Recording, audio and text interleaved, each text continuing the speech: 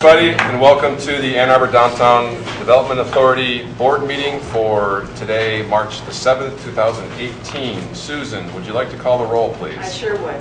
Bob Gunsel. Here. Rick Clough. Here. Howard Lazarus. Here. Jessica Letap. Lee Topp. Joe Lowenstein. Darren McKinnon. John Mowat. Rishi Narayan. Here. Keith Orr. John Split. Here. Bill Weiss. Here. We have a quorum. So we started out well there. We did start well. Thank you. Okay, next item on the agenda is to approve the agenda. Would someone like to make a motion? So moved. Second, Rishi. All those in favor of approving the board meeting agenda say aye. Aye. Those opposed say nay. Thank you.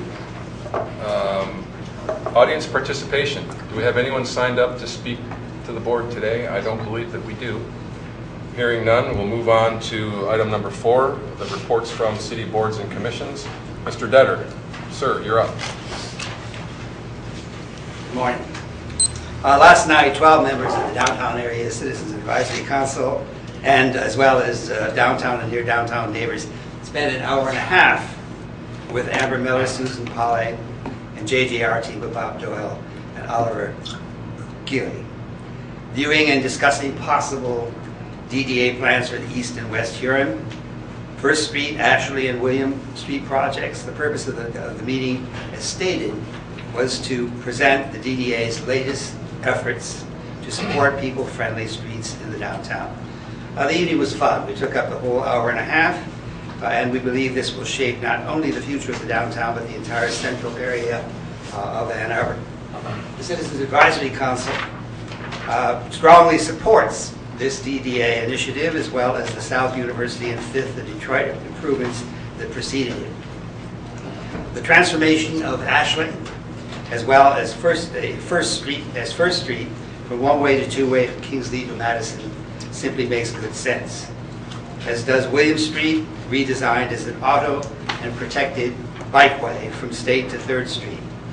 We support major improvements to East and West Huron from Division to Chapin that include improved pedestrian amenities, planters, trees, new and varied lighting, safer and more efficient traffic and parking patterns, and encouragement of retail activities. As a group, the Downtown Area CAC is a strong advocate of connectivity, whether with the concept of the place of the library block, the Blake Transit Center, the tree line, a revitalized North Main entrance to the city, the pedestrian berm, the railroad, the border-to-border trail, and yes, the eventual connection to the railroad depot or depots. It all must fit together in a cohesive plan for a future revitalized vision of the central area of Ann Arbor. And we intend to join others in the publicized schedule of presentations, design studios, and open houses planned with the design team next Monday, Tuesday, Wednesday, and Thursday in the DDA office and or the multipurpose room of the downtown library. And also, even though the DDA does not have the money to fully develop that portion of West Huron from Division Street to State, we believe that concepts for that area should also be developed and publicized as soon as possible. There are a lot of things that are going on in downtown Ann Arbor, and a lot of them are going on right in that block. And to push that off to a later time, at this particular time, just doesn't make sense. Thank you. Thank you, Ray. Next on the agenda, do we have any communications from DDA members, board members? Jessica? I have one. I'd like to remind/share with everyone that I'll be starting the first of twice monthly downtown halls. This Saturday and next Wednesday, I'll be at Holmes Brewery. Saturday at 11 a.m., Wednesday at 7 p.m. These are general and open to the public. I'm there to answer questions. I'll have the most... Oh, wait a moment. I love you guys. I'll have the most recent board meeting agenda, a couple of diagrams of my own, and some of the materials that the staff shared with me in my orientation. And we'll be there to have a conversation and answer whatever questions people may have. Great, thank you. Anyone else? Hearing none, we'll go to item number 6 on the agenda. Susan, Executive Director of Communications. So as touched on by Mr. Detter, I want to announce to the public, for those that are interested, as a continuation of our People-Friendly Streets initiative, which began with the Southview improvements and will be implemented with 5th and Detroit in coming weeks. We're welcoming members of the public to join us as we design the improvements for First Ashley, Huron, and William. For those that are available, we'll have a presentation here at the DDA office, which is 150 South 5th Avenue, on Monday, March 19th. It'll be an opportunity to give an overview of the projects and to meet the design team and for people to share some of their thoughts as we look forward to the projects. Tuesday, the 20th, we'll be back here at the DDA between 1 and 5. There'll be an open design studio. What that means is members of the public are welcomed in as the design team is at work, to give feedback, to give questions, to participate as the design team is actually underway with their efforts to get the design on paper. Wednesday is very similar, only we're going to shift locations. We're going to be at the library, downstairs in the multi-purpose room. Again, people can stop by anytime between 9 a.m. and 11 a.m. to see the design team at work, ask questions, give feedback to the work that's underway. And then Thursday, March 22nd, at the library, again in the multi-purpose room between 6 and 8, there'll be a presentation and an open house and a summary of the work that's been done all week.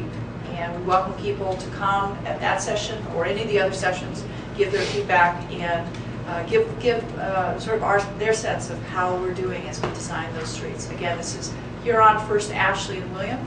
And welcome people to also look at the DDA website for details, a2dda.org under current projects. Thank you. Thank you. Next on the agenda is the approval of the February meeting minutes. Assuming everyone has read through them. John Split? I'll move. Thank you. Bob, support. All those in favor of approving the February meeting minutes, say aye. Aye. Those opposed, say nay. Thank you.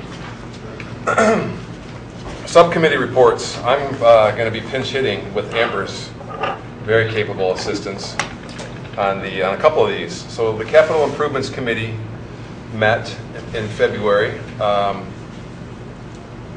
The Huron Street Project team updated the committee on key transportation items in conversations with MDOT.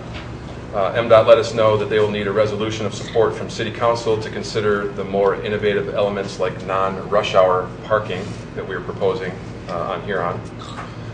So we're going to be looking at a resolution encouraging this support from the City Council here in a minute. But what we're going to do first is we're going to hear a presentation from Bob Doyle from Smith Group JJR about the transportation elements that the committee feels are integral to meeting the goals of the project transformation on Huron Street. Bob? Good afternoon, board members. Hey, Bob. Why, you say good afternoon? Reciprocate.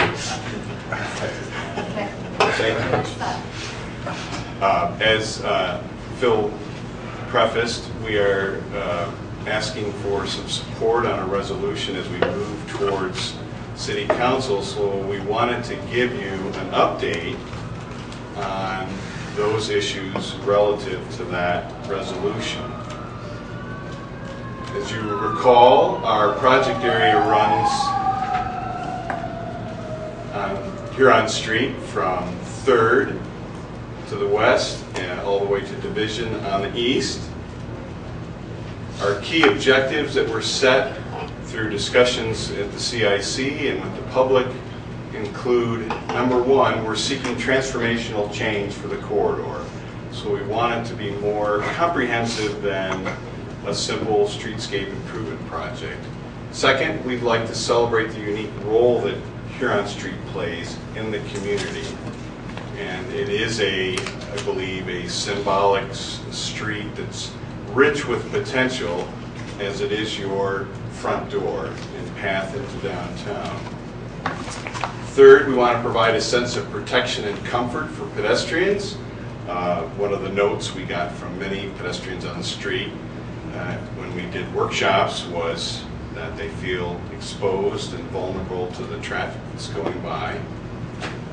Fourth, we want to increase pedestrian safety at street crossings because a lot of people connect across the street as well as use it as a parallel route. 5, develop an adaptable design for future street use patterns. We all recognize that the use of our streets is changing relative to people becoming more reliant on non-motorized traffic, on transit, and also the innovations that are being anticipated related to autonomous vehicles. And then lastly, we heard strongly from the public, add more green and be sustainable. So some of the big ideas that we're promoting in the design effort and will be unveiling at the public meetings in 2 weeks include investing in trees. We are a tree city, and we think that that's an important part of what makes a grand avenue. Secondly, we want to provide for flexibility, as I discussed a little bit earlier. We want to be able to create that sense of separation from the street as a pedestrian, but not wall off the street.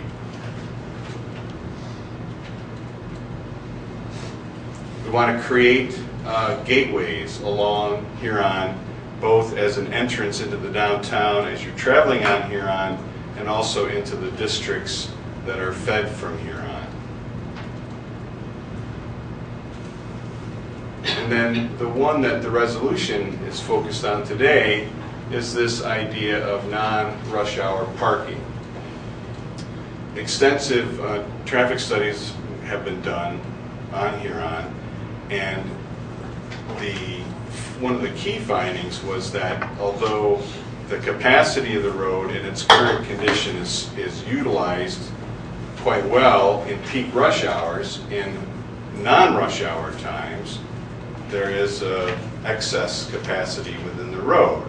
And what we're seeing in the world of street design is that many communities are recognizing that the street doesn't have to be the same street 24 hours a day, 365 days a year, that you can adopt different uses for it at different parts of the day or different days of the week. And so many communities are going towards using a street, key avenues for parking, and then allowing that parking lane to be used during rush hour so that the capacity is there to get people in and out of the downtown area. And so that's what's being proposed here. Bob, question for you. Yes. So, you maybe you'll touch on it here. So, there's like a version of that on Sundays, to some degree, Correct. right? And it totally makes sense, but also cars are left there, people don't expect it. So like, what's the transition like, when for the time period where, cars are left there and people, expect to be in that lane, and then there's like big stoppages. Sundays can be kind of a mess on Huron, or everywhere there's parking on the street, Right. when it's like one day a week. And that exactly leads into the next set of images. Thank you, sir. I'll take my dollar later. We have identified 3 case studies that are quite on point for this project or this proposal. One is Richmond, Virginia. Their main street, which is a 4-lane street, they converted a 2-mile segment of it to allow non-rush hour parking. And Washington, D.C. has this through many streets, but the one that we looked at particularly was 14th Street, and then Miami, Florida, Miami Avenue. And in each of these cases, the traffic volumes were equal to or greater than the traffic volumes that Huron experiences.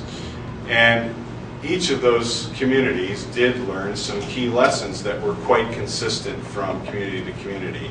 One of those lessons was you need to get community input right up front, and we need to touch base with those landowners, residents, business owners along the corridor and find out what their relative needs are for parking versus service, and of course integrating in transit stops along the way.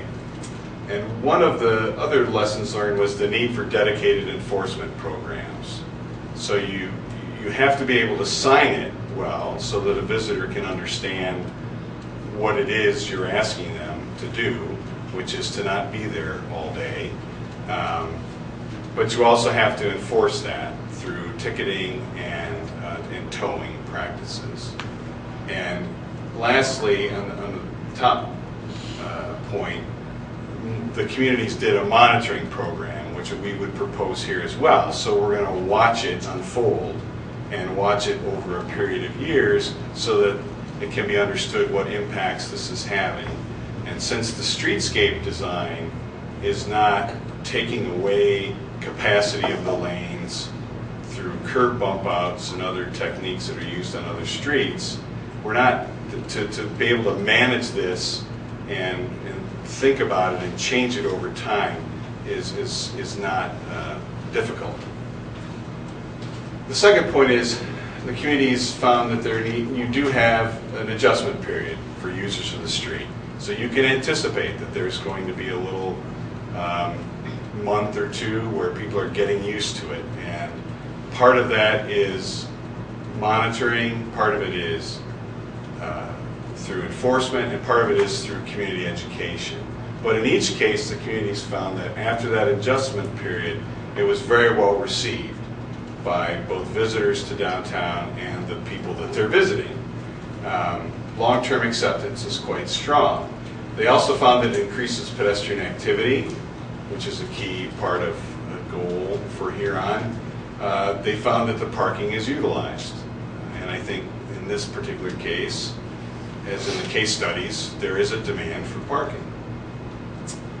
The communities found that the impacts to traffic flow were non-existent to very limited, and certainly within their expectations. And lastly, they found that in each case, it increased investment within the community because businesses found that having that parking in a non-rush hour time period meant that they were able to, in the evening hours, for instance, support an outdoor cafe on the street, or it allows them to have spaces that visitors can find when they're coming to their business. So, as I mentioned before, if this is to go forward, we do need to reach out to the community, and one of those key things we want to talk to the community about is when is it appropriate to do this. We can look at the traffic data as it unfolds on a given day, which is on this diagram in front of you, and you can see clearly one line is westbound, the blue, and then the gold is eastbound. You can clearly see there are peaks in the traffic that coincide with rush hour. And as is typical for most communities, the rush hour in the morning tends to be a little more spread out. The rush hour in the evening hours is more compact because everybody wants to get home and start their evening. So what we've shown here for purposes of discussion, to be further refined, is having daytime parking from 9 a.m. to 3:30 p.m., evening parking from 6:30 p.m. to 3 a.m., and then at that point, parking isn't allowed on downtown streets under current policies, and so that would fit into that norm, if you will. The other part of community input is, as I mentioned before, understanding what uses are needed on a given street. For instance, this is the block between 5th and Division, and do we need loading and unloading in front of City Hall for visitors? Or is the loading and unloading that's on Ann Street adequate? It's a question that needs to be asked. We have to accommodate transit as well, and then finding these places for off-peak parking. Just roughly looking at the project area from 1st to Division, we think we can add between 50 and 60 parking spaces on the street.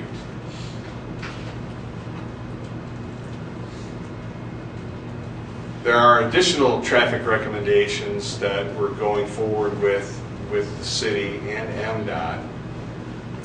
And even though these may individually seem incremental, together they, I think, add up to some significant impacts to improve pedestrian comfort and safety on the corridor. The first of those is no turn on red in in the downtown area off of Huron Street. Many of the streets corners currently meet the criteria for that because you simply don't have the sight distance to see the traffic, and they really should be no turn on in red already. But we believe this gives an element of predictability for pedestrians and improve safety. Second thing is to add a permitted and protected left signal phase at 5th. So currently there is a going southbound on 5th. Did I miss something? No, you missed me being throwing my hands up in the air and saying yes. Yeah. Oh, okay, good. I got stuck there this morning, actually. If you're traveling eastbound and you want to turn on to Division, you have that kind of signal right now. So this is basically just mirroring the signal that's at Division. And the traffic study to date and analysis has indicated that this works.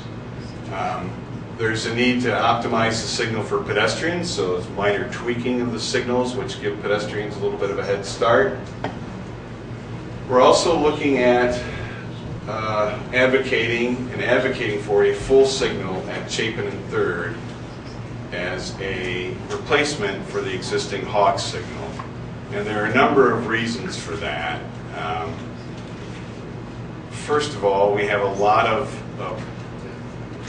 high count of people crossing the street at that point, and they're typically vulnerable populations. They're children or they're people living in Lurie Manor. And so there is a real need for it, we believe. Secondly, the Hawk signal, though it has improved safety from over what was existed 20 years ago, the Hawk signal is not typically implemented at a street intersection. It's usually seen as a solution for a mid-block crossing. And the reason is that it adds an additional layer of confusion at an intersection for the driver, not understanding whether they should be turning during the red or not turning or going through.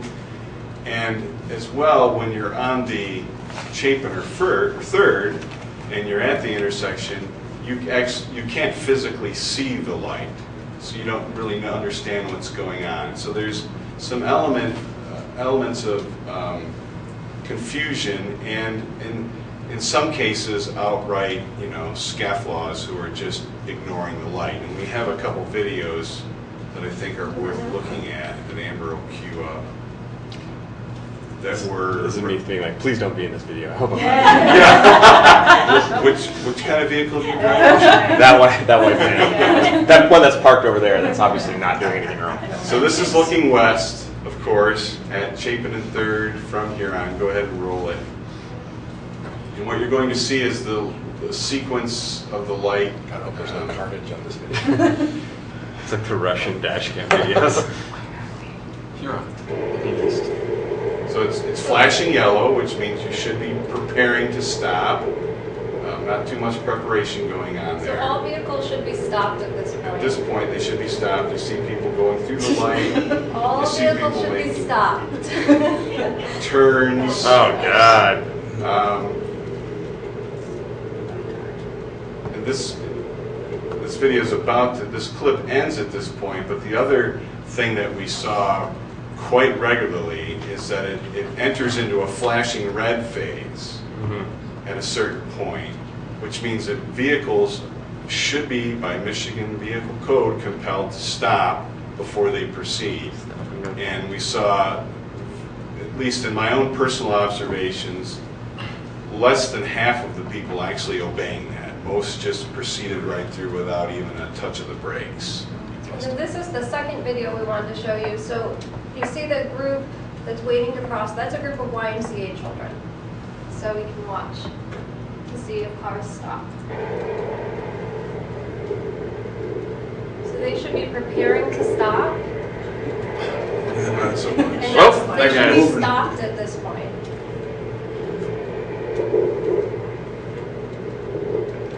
Oh, You're yeah. kidding me. And then now look how quickly these kids have to move across They're this road. running. And the car that just goes across Yeah. because they can. There's still more to go. Is that a pedestrian? Is that just like a good Samaritan that's standing there helping? No, it's one of their teachers. Oh, that's one of their teachers. Okay. So we had about a dozen videos that we could have showed you. This is just a sample of what's happening, what we observed, and what we heard from the public. And that's why we're advocating for that change as well. And then one thing we didn't touch on is we are advocating for bump outs at the cross streets, such as at 4th Avenue, so that we can shorten the crossing distance on if you're traveling along Huron going east or west. So with that, we have just a quick review of some next steps. We're submitting the traffic reports to the City of Ann Arbor and MDOT for their review and concurrence. As part of the process of MDOT accepting a change like non-rush hour parking, they are requiring a resolution from City Council that supports that change. And so we will be asking City Council for that resolution. And leading up to that, of course, we're here to seek your support of a resolution for that purpose. And we will also be meeting with the Transportation Commission. Page 18 in your packets is our resolution. So the purpose of doing this now, before the actual streetscape design is completed, is that this process is going to take a little bit of time. And we would like to keep that on its way towards implementation while we're doing the design, final engineering, so that by the time we get under construction in 2019, that we can implement these other changes concurrent with reopening the streetscape. So as 3 and 4 point out, we'll be completing schematic design based on the public input we get in a couple weeks, and then we'll be moving into design development and construction documents for final engineering, as some refer to it. We hope to be out to bid in November, and then under construction March, April of 19. Similar to the path that's been taken for 5th and Detroit. Lastly, one last pitch to reiterate Susan's enthusiastic call to participation. I won't go over this because she did it very well, but we are hoping to get as many members of the public out and participating in this, because this workshop style meeting is actually designed to engage the public and to get them with their roll their sleeves up, give them a marker, and and get some input directly as to what we can do on Huron, Ashley, First, and William. And so, as part of that, you would be welcome to participate. We would love to have board members there, as we would anyone in the community who has an interest in the downtown. Thanks. Thanks, Bob. Any questions for Bob before he steps away? Anyone? Okay. Well, pursuant to his presentation, and on page 18, as we mentioned, we do have a resolution to urge City Council support for key Huron transportation improvement elements. Would someone like to move this resolution? John Split, thank you. Second, Jessica? I'm assuming everyone has had a chance to go through the resolution. It's basically mirrored what Bob just talked about. So, all those in favor of the resolution to urge support for key Huron transportation improvement elements, say aye. Aye. Those opposed say nay. Resolution passes. Thank you. Next we're still on Capital Improvements Committee, folks. Yeah. I think Susan did a fantastic job talking about our first Ashley and William update. I would like to, at this point, bring Liz up to give us an update on the 5th and Detroit construction projects. Liz, should I read my notes first? You can, or? My notes say that depending on weather, starting next week, we will begin seeing small areas of construction on Detroit, and in the loading zones on 4th Avenue and Kingsley, full-scale construction will begin in early April. Yeah, so that's pretty much it. So weather dependent, that's key. Yeah. But it should be as early as next week. It would be the improved loading zone on Kingsley and 4th. And then the week of March 19th, hopefully starting on Detroit, the block by Catherine. And then soon following, beginning of April, the 5th would go down to 1 lane and construction starts on the west side of the project. My notes also stay, starting March 23rd, we will be providing free parking at the Ann Ashley parking structure on Farmers Market Saturdays from 7 a.m. to 3 p.m. to help relieve some of the construction pressure. And Maura's telling me that's 24th. 24th? Yes, close. I don't know who typed these notes up. But if people would like to follow along with updates on this project, there's a DDA group that's just been created. I'm stealing your thunder a little bit. But if you go to the DDA page on Facebook and look for groups, the 5th and Detroit Construction Project is on there. And the team will be doing a great job keeping people apprised of updates and actual dates and progression of the project. So I don't have to mention that Maura and Liz are working closely with the city to keep everyone informed? Okay. Anyway, I think that does it for the Capital Improvements Committee meeting. The next committee meeting is Wednesday, March 21st at 11 a.m. at the library. Not here, at the library on March 21st. Okay, next committee update, operations. John?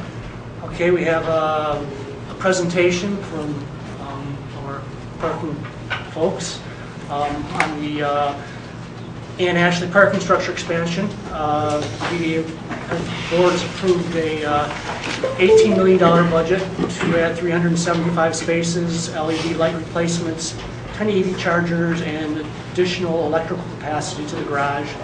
The committee asked the design team to design the commercial area on Ashley and minimize the massiveness of the garage, among other things, and we have a presentation. Mike Ortley from Carl Walker. Mike, is it the top one or the? We'll start with the PowerPoint, the lower one, but we're going to switch to these second.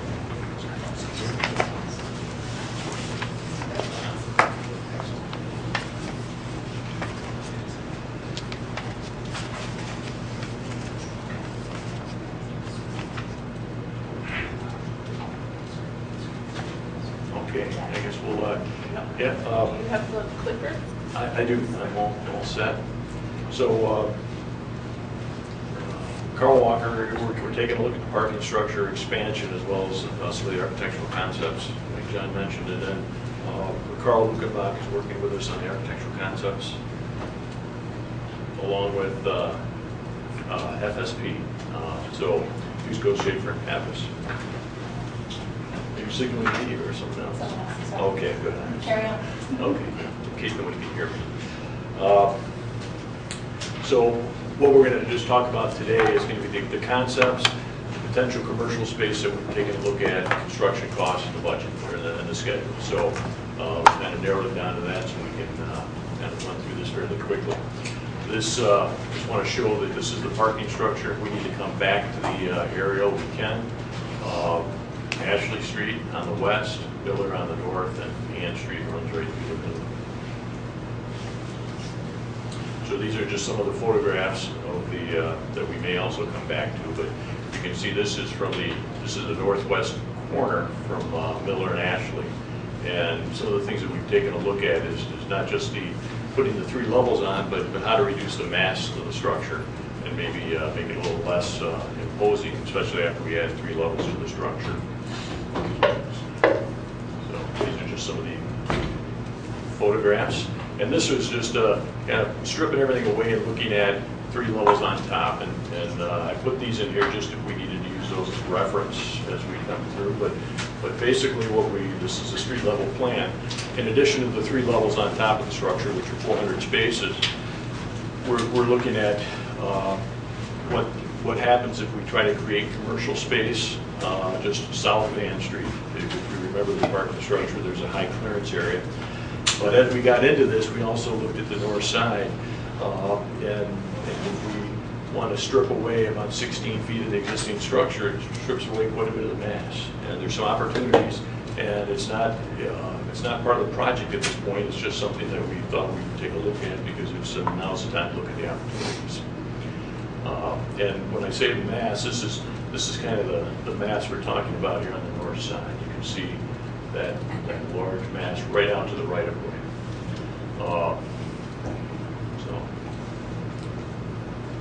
So what that means is, and we'll get into this part a little bit more, but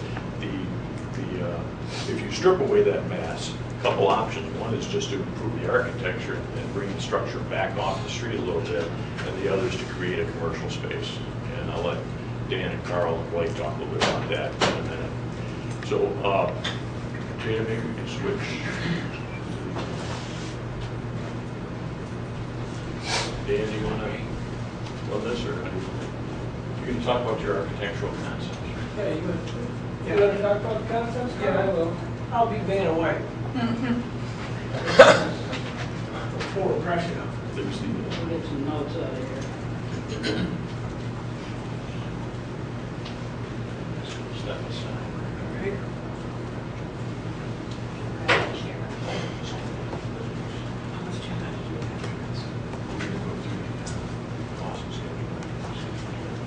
Go view at the top. Send full Okay. So I'm going to talk fast. full screen Actually, mode. just want you to talk loud.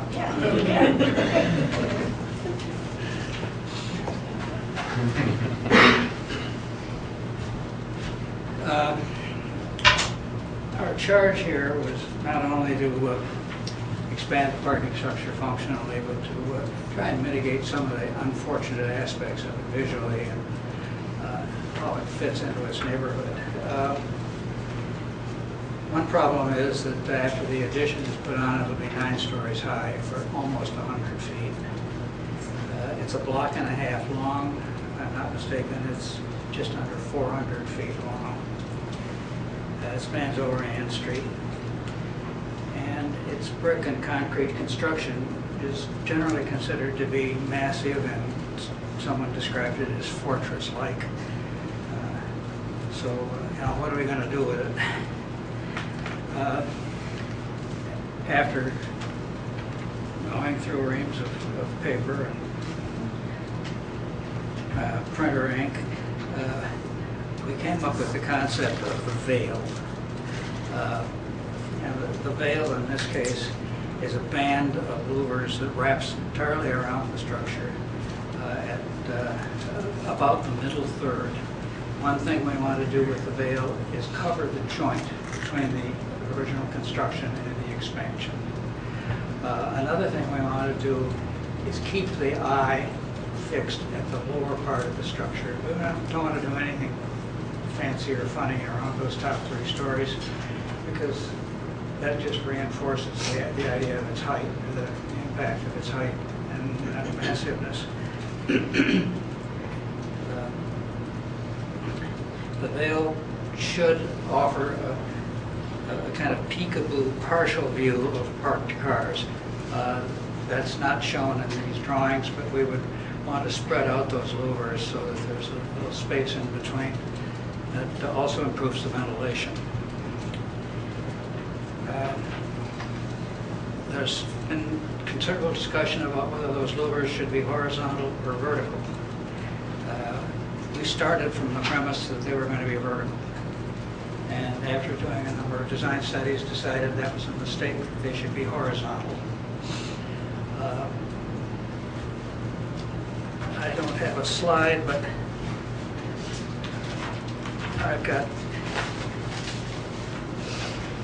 a couple of printouts here to take a look at.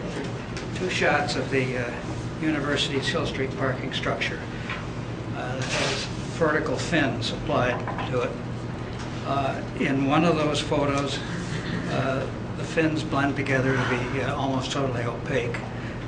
In the other photo, they're almost non-existent. You're just seeing right through them and looking at the cars.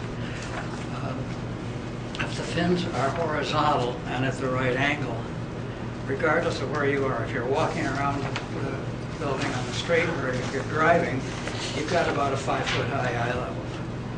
And dealing with that as a constant gives us the opportunity to do something we think is really appropriate and yet economical in terms of not spending a whole lot of money on this approach.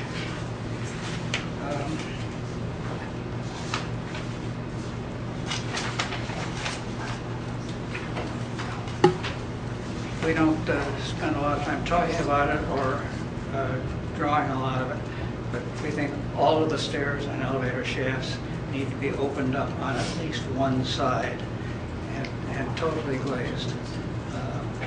I get a lot of nice comments about the new stair on 4th and William, you know, how pleasant it is with all that glass. Well, I don't think we can do that here, but we can open one side up wide and let people have that comfort feeling of knowing that they're visible and they're not in some place where someone may be lurking. Have I used up my 7 minutes? No, I think you have a couple. Did you want to present anything specific? I think that's which view do you want? And this is the view from Ann Street, which You might want to get to the That's the view that was that? Yes. Yeah, I think maybe we show the view from Ashley. Okay. Because that's going to be kind of the west side. Yeah, Ashley's a big problem. There's nothing really to modulate that elevation other than some joints in the louvers. There's no need for a new stair. There's no need for an elevator. There's no need for anything that could provide any kind of interruption in that sea of louvers.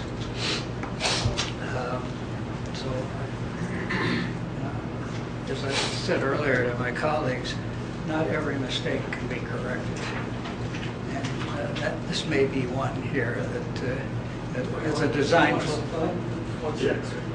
Yeah. No, let's just. And this one right here shows the commercial space, which is about 3,500 square feet potentially, and that's within the 16 feet of the parking structure.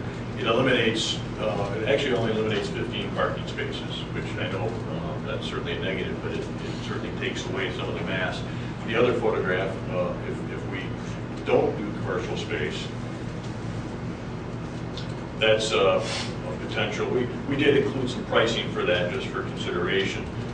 That's if you cut away the 15 or 16 feet and improve that facade setback from the right of way. It allows us to do some pedestrian enhancements in the area that was formerly the kind of the fortress. It was amazing to everybody when we counted only 15 spaces and, you know, probably 5 million brick to make that 15 spaces, and the brick's 5 feet deep, and, you know, everybody knows how that's not quite so attractive. So this continues the louvering, and maybe there's like a potentially a perforated louver here that maybe it has a graphic on it. It could be something that could be kind of very interesting for these two floors. If we go back to the other one for a second here, this provides 2-story space with a potential mezzanine. So the one space would enter right from grade. The other space could theoretically be entered. You could park on a level and go right into your space, and also be accessed via a stair. But it could be a space that has a mezzanine as well as the regular space right on the floor. So they're about 1,700 square feet.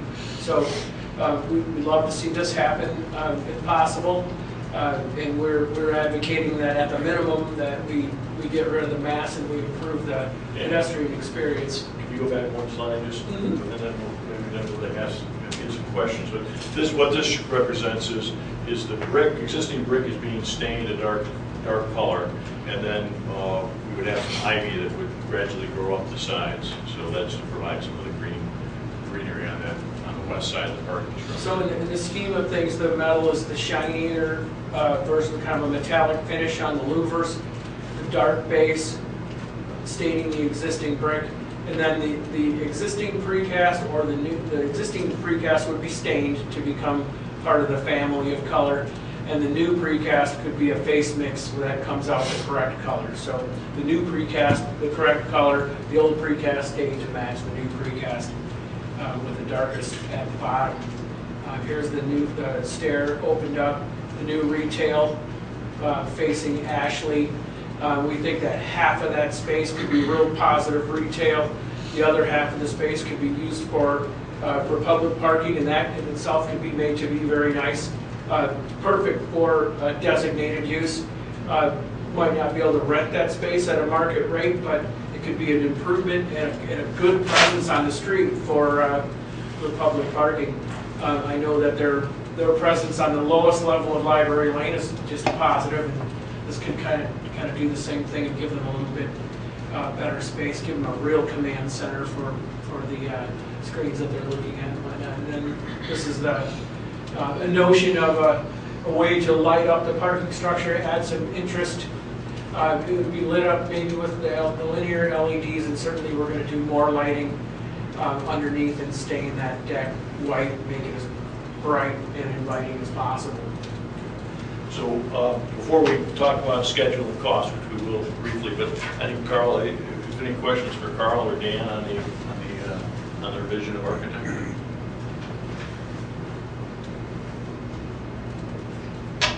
Okay, thank you. Sounds like you answered all the questions we gave you. Yeah.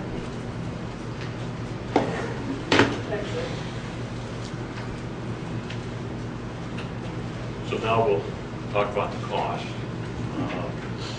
Okay, guys, let's leave. Yeah.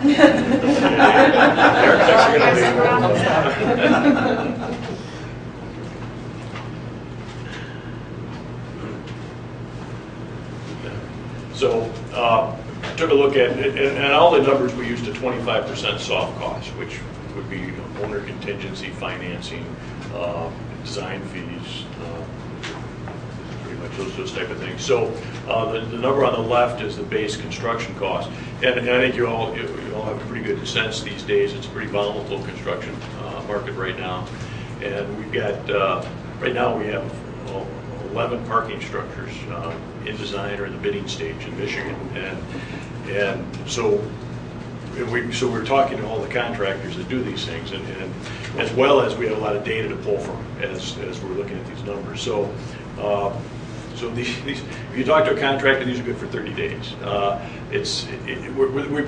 joking a little bit, but we projected 2018 construction costs. So to do a cast in place parking structure on the top, which that's what we had decided early on, both from a durability standpoint as well as it keeps the parking structure open. If we were to just put precast concrete up on top, we'd have to close the parking structure probably for 2 months, because you can't erect precast above the parking structure and occupied space. So we've based it on cast in place construction and precast facades, so we can get a face mix and we can do make some nice material on that. And we also added an additional elevator because we're going up to 1,200 spaces, so we thought it made sense to add an elevator on the east side.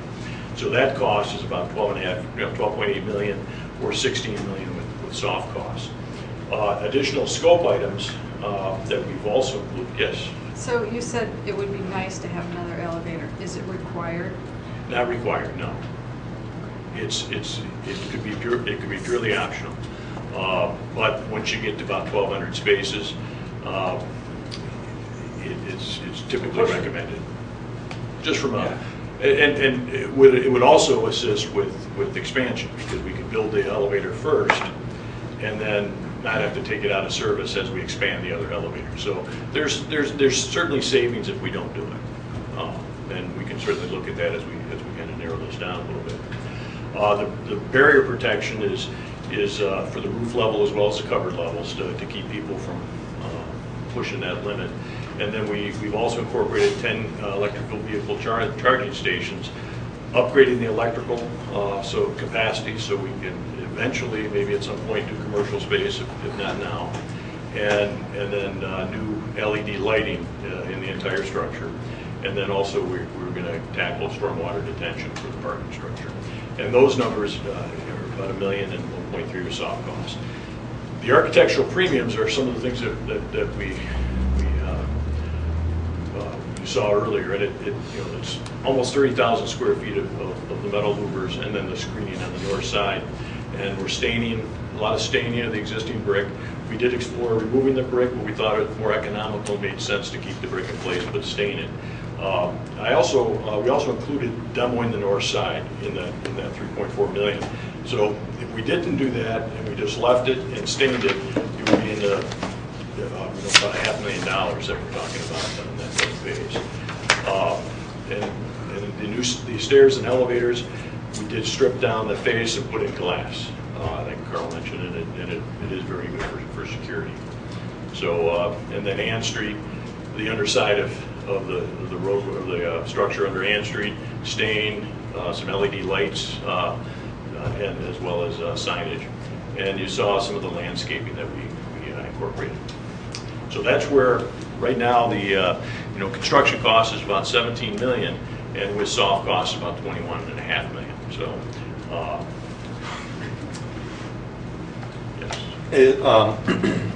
Can the premiums be done at a later time? Yes, they can. The louvers are really in addition to the structure, so they really are going on as Carl pointed out, the veil. So they're outside, so there's not. Right. You don't have to shut down the structure. You don't have to shut it down. You'd have a mobile crane out in the street, so you take a lane out, but you got to do that anyways. So yes, it can be. And certainly the precast could be stained, the brick could be stained. The demo on the north side could always happen at a later date. It would be a little more expensive at that point. So you're right. Most everything from additional scope down could be incorporated at a later date. The EV stations only, you said they're 10. 10 with infrastructure for additional 10. Are those easy to add to at a later date, or do you have to design that in? Well, they're easy to install. With the power requirement is a really significant component of the EV station. So, for instance, if you wanted to design it to add 100 in the future, the cost starts increasing based on the capacity. In fact, we might have to look at bringing primary power instead of secondary power into the structure for that. So it does, just the demand from those stations is pretty high. So right now we're planning on 10 installed and 10 for future, and then we can certainly look at adding more. So you are thinking that you could add additional 10 just based on having the capacity there at some time? That's what, we're taking a look at that now because we know there's going to be a requirement for more. So you're saying that the upgrade that we'll be doing with this will allow us another 20 charging stations, and if we want to do more in the future, it's going to take some extra. Well, right now, switching to prime. John Berbili, our electrical consultant, is studying that right now on what's needed to because what I told him is 100. Let's look at 100 in the future, and what will that take from a power standpoint? So he's looking at that.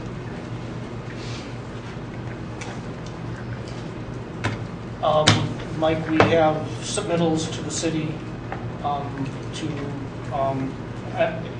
start this project. What have you submitted to the city so far in terms of what we're planning on doing? Yeah, we have not submitted it other than sitting down with the planning folks. We sat down with them and talked about what the next steps are, and this is the proposed schedule based on where we are.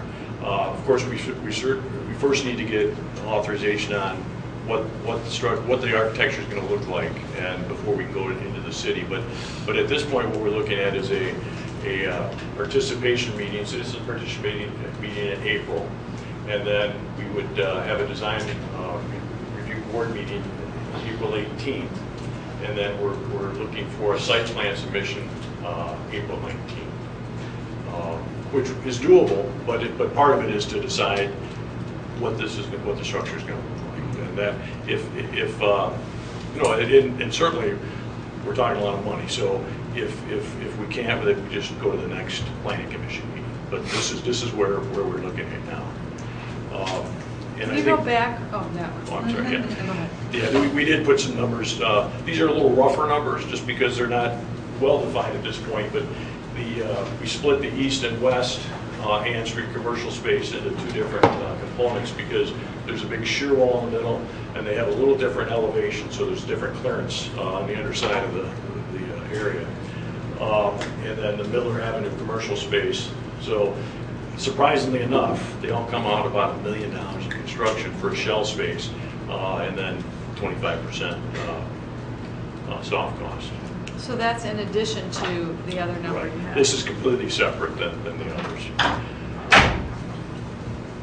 And I think what you would find is we have approximately $500,000 in the architectural budget to strip off that north face of the structure.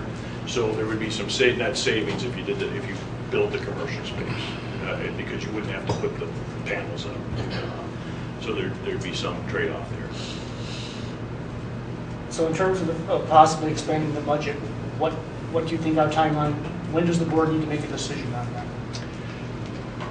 Well, Dan, Yeah, 20 minutes, right? I would like to get your help a little bit in that, because this schedule that we're showing right here for the site plan submission on April 19th, that's about a month and a half away, which we're comfortable doing. Now, Dan, let me ask you, because a lot of it's architecture in terms of what we submit. When would we have to have a go? Because I think that's what Are we're you talking about a go, no go on like do the commercial space, don't do the commercial space? Let's just talk about the Or architecture. do the architecture, don't do the architecture. Well, we've got a little bit of time on that because we can make the meetings that we're talking about right now. If you told us to go ahead with kind of as is, as we've shown, we're kind of ready. Right. We've got a little bit of site plan work to do in order to make sure that the ins and outs of the garage are all working so that what we're doing at the street level works from a functional standpoint. But let me ask this, if we're asked to say, let's do the architecture that fits into this A budget, whether it's 18 or 20 or 19, we'd have to come back with another concept. We would come back, probably a couple of weeks after you made a decision. So that would probably push us off then to the next planning commission meeting.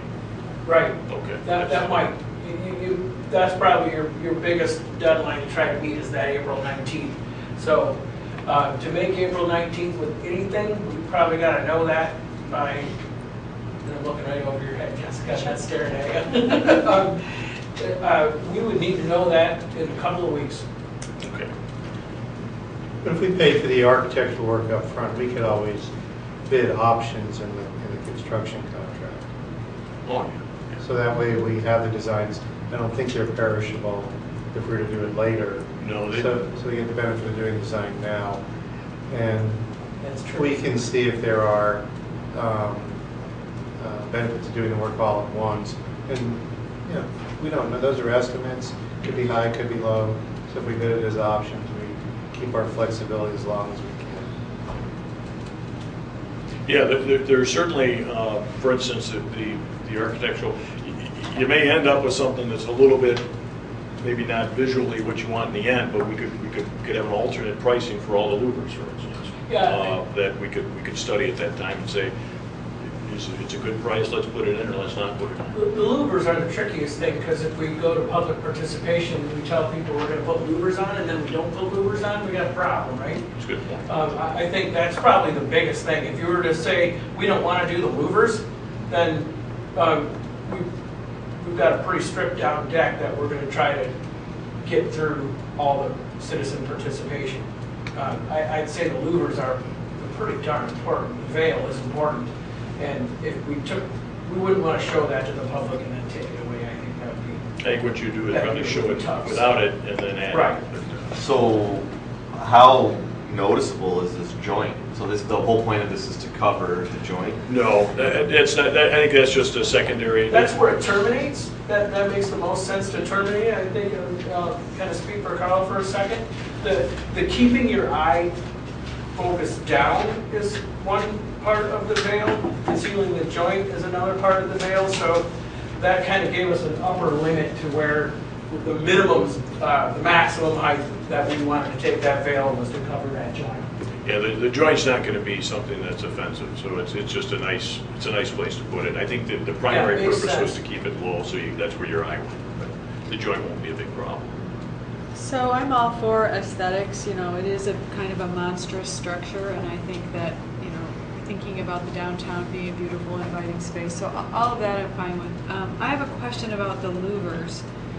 here's what I picture in my mind. You know, another $150,000 a year to clean them and manage them, and they tend to break, and then a windstorm coming and ripping 4 off. I mean, so tell me about, are other people using louvers, and are they durable, and how much extra maintenance would they? Yeah, no, louvers are fairly common in addition to parking structures. Also, they're a building element, so they're designed for the wind loads. That's not a problem. We have talked quite a bit about light, and these louvers would be turned upward, so the light would come in, so it helps bring in the light. And Carl's talked a little bit about spreading them out a little bit more too, so we can get more light in and air. As far as the cleaning, that's been a concern too. And our team's consensus at this point is that they're going to be basically a shiny, flat, smooth metal, and they'll be washed by the rain. And it's a typical building element, so it's not something that we're taking out of a different industry and putting it into a building. It's fairly typical. So if the rain does not keep it clean, when the annual wash down of the parking structure is completed, a power wash will take care of it as well. I don't think that's going to be necessary, but it would be a backup. You said they're going to point up? Yeah, they're going to point up. So the rain comes into the structure? No, far enough away from The the other structure. route. They're going to be like this. Send the other side. Climb inside the structure, they're hanging like this. They're going to be off They're a couple feet away from the structure. They're yay far away. Yeah. But you're right, if they were right up against the structure, the rain would come. Bad And design. if we didn't do the louvers at all, the rain would come in. The rain is coming in right now. So if you think of it like metal panels, it could be metal panels. We're not really washing our metal panels. Nobody's washing their metal panel buildings around here. And there's no moving part on these. No moving parts. So it's not like they're going to become, a broken part, because they're not going to open and close. They're going to be static, which certainly helps with cost. And they're non-corrosive. It's a standard element on rooftops to screen mechanical equipment to do a job for screening. It's tried and true, used all over. We've got bigger issues if they're blowing off the building. That you're not going to see one blow off the building. It's not like vinyl siding or something like that. They're structurally engineered, and they'll be attached at the appropriate levels, and they'll meet the structural criteria of any other element on the building. But the biggest reason is visually to try to make the structure seem smaller, right? Or is it? Or at least to that level. At least de-emphasize the mass. Yes. Yeah. So I guess in my mind the question is does it work and what does it look like without? I mean, I don't know. Obviously you guys are saying it's pretty typical across the board, but it seems like there are alternate reasons that it's being used across the board. Is it typically to make things look smaller, or is it typically for screening or for other purposes? Because I just, it's not like it cuts off. So like, from a public perception, if you are anti the size of this, I don't know that the louvers are going to be like, oh, cool, I'm good now. Really looks small. I think you're either, I don't like the size, or the size doesn't bug me, and the louvers are passive at best. So that's what I'm curious about. Yeah, I probably should let Carl comment on that. I will say that the purpose, the louvers aren't put on parking structures typically to make it look smaller. They're an architectural element. So in this case, though, they're added because of to draw the eye, to make it appear a little less massive. Carl, do you have anything to add to that? Well, yeah, there's one other point. We're going to get you Pardon? go to the podium. Oh, I do? So we can hear you. Oh, okay. Oh, yeah, wow. Because our audience of 2 on TV, they hear you. We double the size? Well, because Amber's here. Oh, She's not at home this year. There's another reason to do it. That I've always found the sloping floors on parking structures to be very disruptive elements in the urban landscape. We've always endeavored to try and keep level floors at least on the street side of structures. Here we can't do anything about all the sloping floors that are existing, and you can't reasonably expand it without following that same pattern. So we'd just like to try and counteract that to a certain extent, along with what we see as other reasons for doing it. Is it a jump deterrent? Oh, absolutely. Yeah, sure. Yes. Yeah, In those for sure. areas, in the areas that aren't covered with the louvers, we'll be using chain link fence that's set back, and then the cover let up, you can't, you can barely see it. We've got a more architectural jump protection on the roof level. That's a pretty solid point, right? If you don't put the louvers in, you still have to put fencing. Right, but the fencing's Not that expensive. Much less Yeah, expensive. right. But it's still, visually speaking. oh, not- yeah, visually speaking, Nah. it's a difference, certainly. It wouldn't take much to show no louvers on there for people to go, ick. It's going to be very unappealing without some architectural feature. So, Yeah, but that's how it is though, right now, right? Like, Exactly. Unappealing, like, that's it. So It's not as tall as it's going to be. You're talking 50% taller. I'm in favor of moving forward with keeping our options open while we have further discussion about this. I don't think the group of 7 is adequate to do that, to make a decision today, but I would very definitely like to keep our options open on all the architectural features that we're seeing. So however, it's best to move forward with this from here, understanding that we need to make decisions, but we don't want to preclude anything today. Well, certainly the public process is intended to do just that, to get feedback from the public about whether these ideas make sense. At minimum, I would want to come back with a resolution to expand the project budget, which at minimum should have some dialogue about whether there's consensus to expand it. So I guess the question is, does this body feel comfortable with our submitting to the design review board and the public these ideas? Do you want to take another month to have everybody back and have to repeat this dialogue and sort of bring everybody back in before we submit? The only thing that I'm regretting is that we had that opportunity for the workshop a week or 2 ago, and I think 3 of the 5 people who were there for that conversation are not here for this one. I'm with John that I'd like to keep this open, but I'm not comfortable that we're to the place where we can't make a decision just because we're missing some important voices. So to that end, with your permission, what we'll do is we'll bring this back next month. We won't submit. What we'll do is bring back the question, give everybody a chance to reflect on the added cost, the design elements that are being recommended, and give ourselves another opportunity to sort of think about it and see if this is taking us where we want to go. I would ask that all of you who have the time, if you could go and look at the garage from a few vantage points. One would be from Main Street to see how the garage sort of fits in that environment, and as was said, 50% greater. You're going to see it above the rooftops of some of the buildings along Main Street. So take a look. And then the second way to look at it is from the west, come down Miller Street and see how you experience the garage from the west. That's the Ashley Street frontage that Mike was referring to. And it may be helpful just to sort of see it as it exists today in its setting. It's hard when you're seeing it two-dimensionally. Seeing it in its setting, I think, may help us to understand if, in fact, we're making a substantive improvement or if it's just purely decorative. So if we get asked for that. Howard? So there's no doubt this is a big building, but I would also caution, if we don't do this here, we're going to be faced with the prospect of taking other properties in the downtown and devoting them to parking, which I would offer is a less than optimal use. So there's a trade-off involved, and while this will be undoubtedly a massive structure, I still think that's a better option than taking properties that are currently used for surface parking that could be some sort of vertical mixed-use development, including some affordable housing component, and just let people park there. That's great. So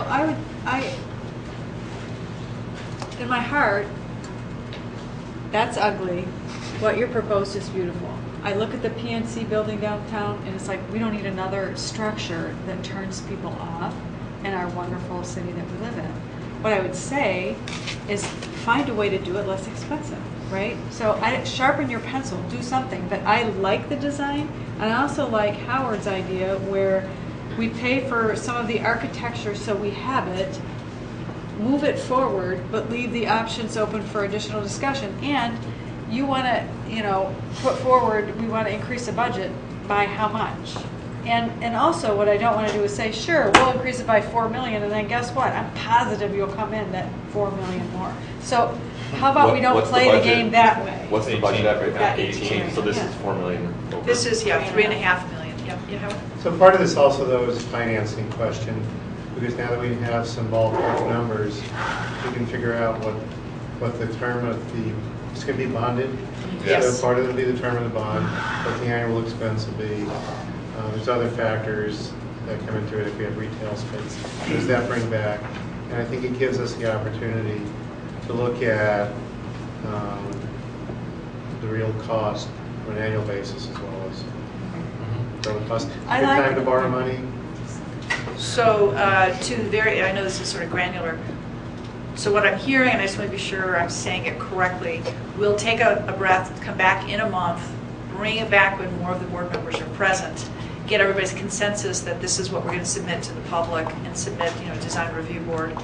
And at that time, we've already taken a little bit of a look at finance, but we'll refine our look to be sure we could answer the question, if it is expanded, how we would expand the budget, where the dollars would come from. And maybe go back and I'd like to see the budget. I'd like to see the numbers. I mean, you gave big numbers with a lot of stuff under it. So what's the lot of stuff so we can understand better some of the true costs? So more refinement on that budget. And I would like to revisit a committee meeting again. Okay, we can do that. Versus just coming back to the board meeting next month. Absolutely. I'd rather use operations and encourage people to be there and know that this conversation is taking place, so that we can have a good deep dive.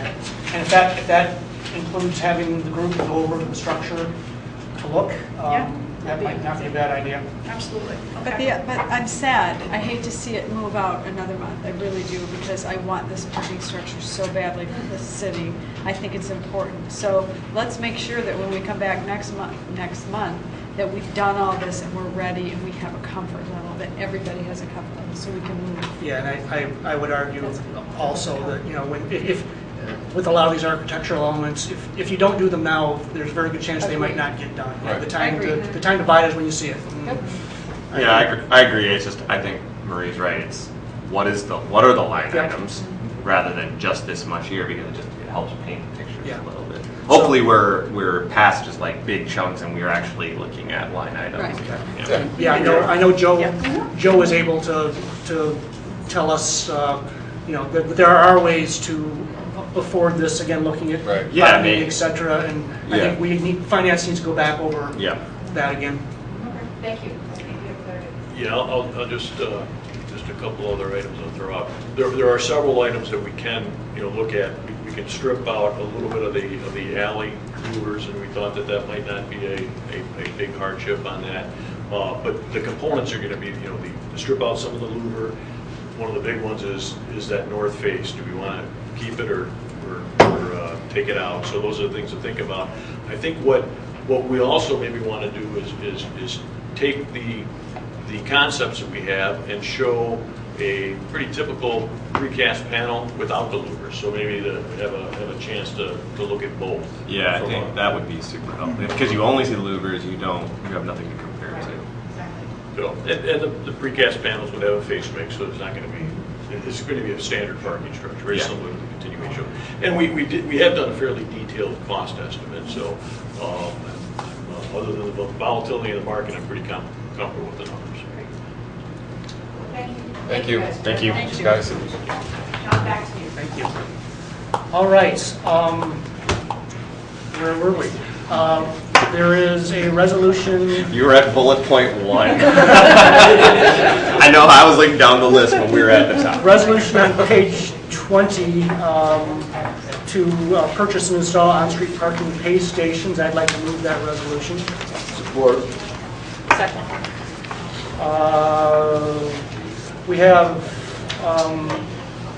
to replace 76 existing e-park stations that were among the first that we installed. It's time for them to be replaced. They are reaching their useful life, and there are 74 new e-park stations which will complete the e-park system within the city.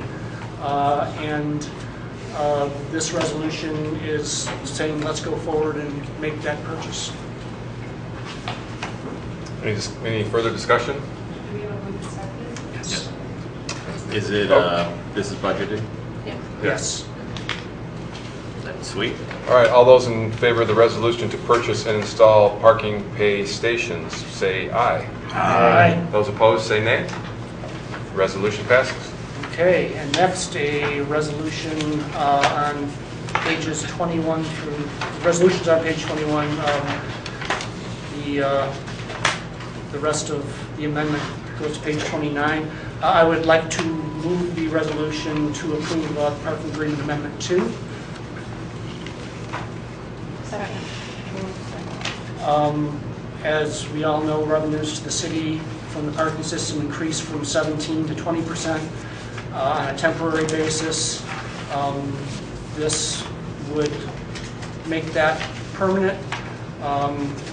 Some of the things the DDA is asking for, coordination parking rate and parking fine increases.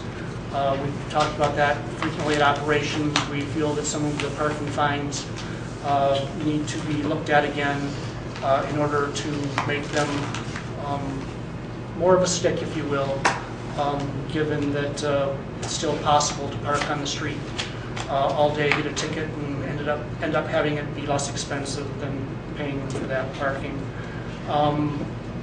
We are asking City Council to consider DDA recommended changes to downtown zoning parking requirements and the contribution in lieu of parking requirements, and there's also miscellaneous contract updates that just sort of clean things up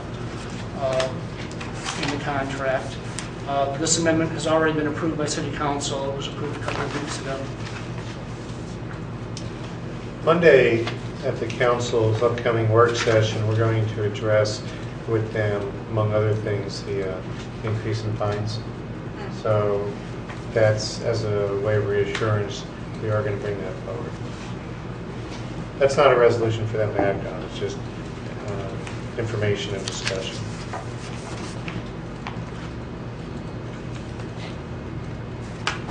All those in favor of the resolution, or do we have any more discussion? Sorry on that. All right, all those in favor of the resolution to approve parking agreement amendment number 2, please say aye. Aye. Those opposed, say nay. The resolution passes. Monthly parking and transportation reports in your packet on pages 30 to 33. If there are any questions, Jada or Joe could answer them. Okay, seeing none.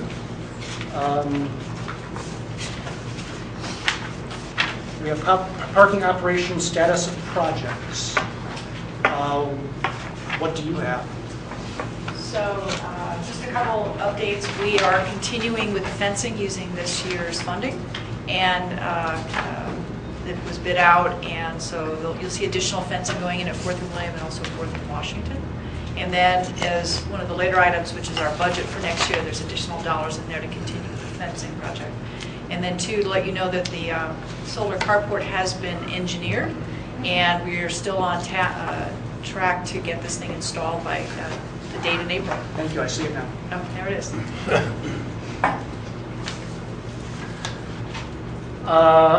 Moving to, are you doing Keith's portion of this? I do not have the notes for it. Were you intending for me to continue on? We have a resolution to participate in bike share partnership on pages 34 through 40. We were asked to continue our bike share support. The numbers are in packet someplace. But I believe the DDA share of this is $50,000 for the fiscal year. So the key change is the DDA is being asked to do 2 things. One, to officially sign on as a partner in the program. To date, it's a University of Michigan, City of Ann Arbor, and ATA partnership. So we'd be signing on with a memorandum of agreement. And 2, we'd be agreeing to contribute $50,000 for the coming year, starting fiscal year 19. And it's a renewable agreement if it's something we think is working. The reason that we're sort of this change is the former operator is not operating any longer. The grant to secure the equipment was secured by ATA. The equipment is now back in ATA's hands. They'll be overseeing the next phase. And what we're hoping to do this next year is collaboratively put out an RFP and collaboratively select a new operator. Many of the systems around the country are more self-funding. And one of the frustrations we had with the former arrangement was there was relatively little sponsorship dollar, relatively tepid communication and encouragement of people to become members of the program. We're really hopeful that someone could be brought in that's very aggressively going to seek those added dollars, which could then in turn reduce our amounts, reduce the city and all the other partner amounts. So we'd be asked to be a financial partner to allow us that time to see if together we can find a new operator and take the system forward. And, I'm sorry. Do we have the commitment from our partners, or are we reasonably sure that we'll get that? So I can't speak for the city, nor would I, but I attended a meeting earlier this week where I heard from ATA and the university, strong support. So I think the process is underway at the city. I don't know if there's more to be said, but it's part of the city budgeting process right now. But if we did it this year and nobody else, everyone said, no, I'm not going to do it, we have an option next We'd year. have to continue. Exactly. It's a one-year agreement that you could elect to renew if you chose to. There was a question in committee about Destination and Arbor being a project partner. Has that been explored at all? Not yet that I'm aware of, but certainly with the new operator, that would be one of the first meetings, is to see if we can get them aboard. And again, this is a one-year commitment. One-year commitment. Through the year, we'll be communicating through the operations committee how we're doing, and if we choose to renew, we certainly have that point where you can make that decision. Okay. Not hearing any more discussion. Those in favor of the resolution to provide funds and participate in a bike share partnership, say aye. Aye. Those opposed, say nay. Resolution passes. Finally, in your packet on pages 41 through 57, we have a resolution to provide funding for the Go Pass supplemental transit service and the Get Down program for fiscal year 2019. I know the ask is somewhat smaller than it has been previous years. We have Chris here if there are any questions about this. I guess I'm moving that resolution. Your support? Support. Any questions or discussion? And again, this is something that the DDA has been participating in every year. Right. This is just another year going forward. It is actually a smaller ask than last 10,000. year. And I would encourage us to approve it. Let's vote. Those in favor of the resolution to provide funding for the Go Pass supplemental transit service and the Get Downtown program for fiscal year 2019, say aye. Aye. Those opposed, say nay. Resolution passes. Our next committee meeting is March 28th, Wednesday at 11 a.m. All right. Thanks, John. We're almost to the end, but we have to hear from finance first. There you go.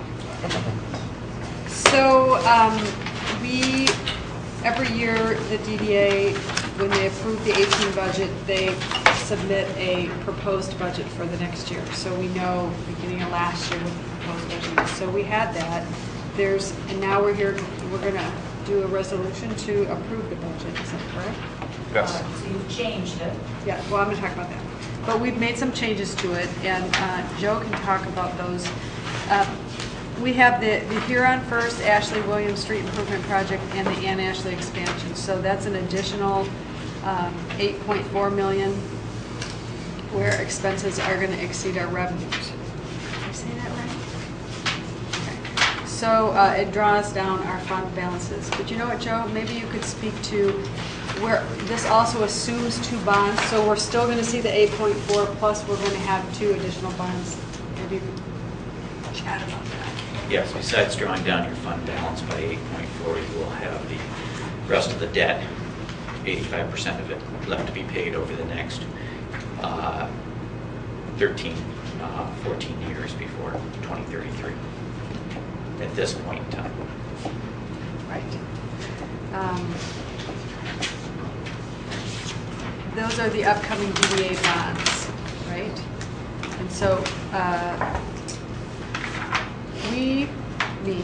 and a few other board members have not been through the bonding process. This is our first year. So at the meeting, Tom and Joe shared details about how that works, so helping us to prepare for those bonds this year. I think some of how and how much and the length of those is still under discussion, but we did talk about that.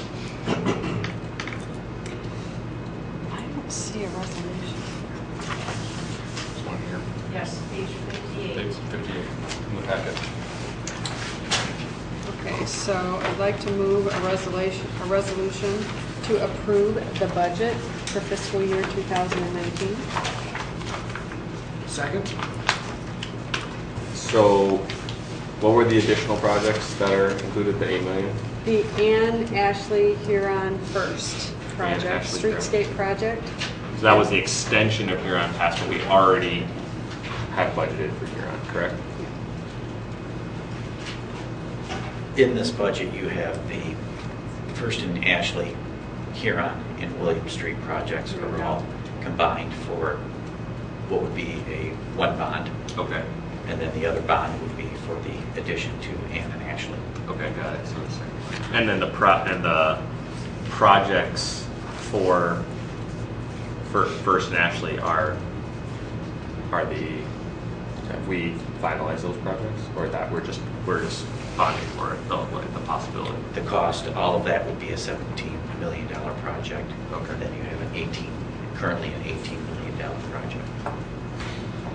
Sorry, we have approved a budget for that Correct. project. Yes. Okay. Any further discussion?